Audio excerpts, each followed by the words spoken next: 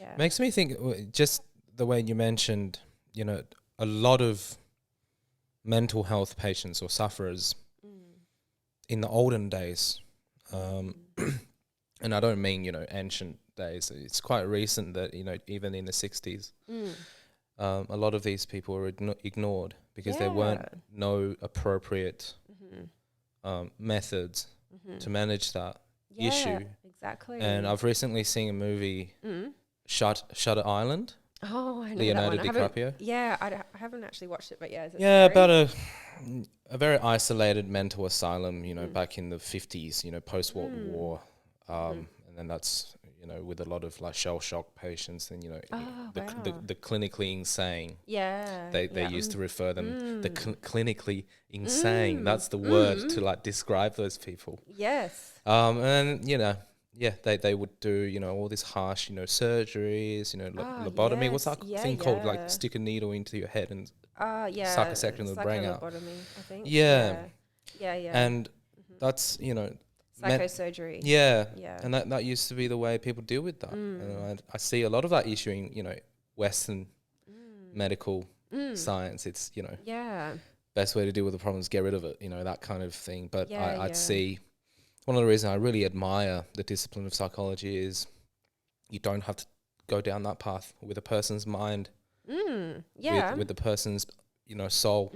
And psychologists evolved to this day, one of the biggest department in universities to evolve this discipline better. To definitely. Deal with people. Research can often show that, therapy can, in some cases, be just as effective, say, as an antidepressant. Absolutely. So, it's about, I think, a lot of the research is moving towards like individual needs and treating the individual as opposed to like a blanket, this is an antidepressant or this is CBT for everyone.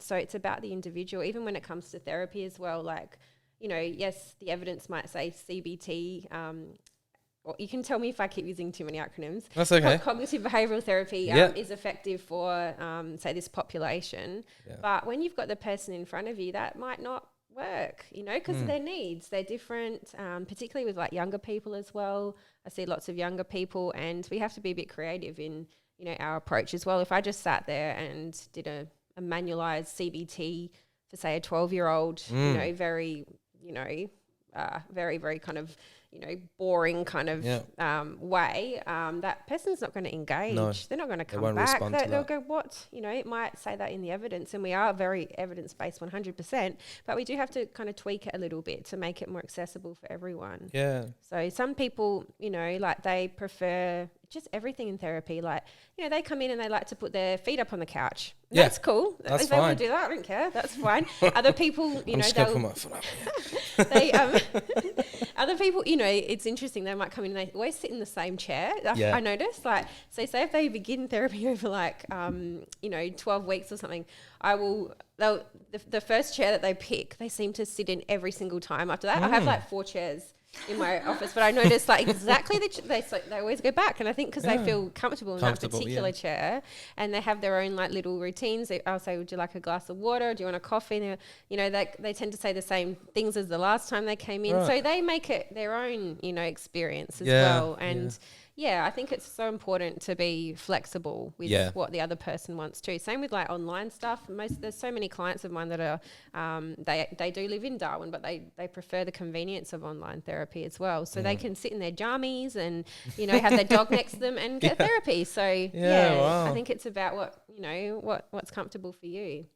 Well. And do you have clients that follow you, throughout the year? Even you change locations, you still have some? Yeah, oh, definitely. Yeah, which is absolutely lovely. I do. Yeah, I have. I've got clients from all over the place, but I still have clients from when I was in Adelaide as well, which is actually really lovely. Yeah, fantastic. Yeah. So I see psychologists as, like when we talk about customizing that session just for this person's individual need, and I can see that you have to be super observant, have to be super responsive about when you first meet this person, you have to immediately they'll do things to signify, even though, you know, subconsciously they're not showing you, but you have to be super, it's like having a very trained pair of eyes. Oh, yeah. Or feeling, or be super intuitive about knowing this person from the first moment they walk in. Yeah, yeah. And then, I don't know, the amount of perspective change, I suppose, in your case, I mean, you have 25 different people every week, and you have to be completely all for them, you know, individually, and then being able to switch completely. That's an amazing skill. Yeah, I guess I never thought of it like that. Yeah. No, did that come over the years as you develop? Like switching or something? Like just being super, super flexible. Like a different person comes in, you remember what they talked about last time, and then you immediately follow up with them. Yep. Yeah. Compartmentalize, I suppose that's the word. Yeah. I think for me, it's more around being mindful and being in the moment with that person. So being present. Yeah, being present. Yeah. So I always take a moment, to be present. I actually am so grateful to spend that time with them. Like, I see it as a really positive thing for me, like a privilege. Yeah. So I'm in the moment. I'm hearing, their story, their pain, what they're up to in their lives, and I'm also teaching them new skills as well. So that's the therapy part.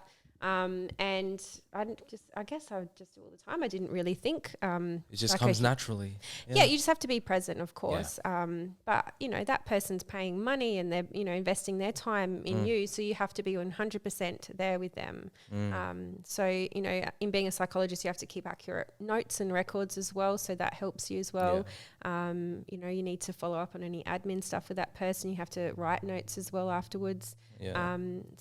You're a very important person in their care as well. A lot of background work needs that's the things thing, that people don't see. Yeah, it's hugely admin as well. Yeah. Like it's, so I might see 25 clients a week, and that's a lot less than what I used to see. But the admin that comes with all of that as well on my side, or the clinician side, is huge as well. And, risk management as well. So I do see a lot of clients who have thoughts of suicide as well, or self-harming behaviours. So there's a lot of case management as well involved in following them up and making sure they're safe. So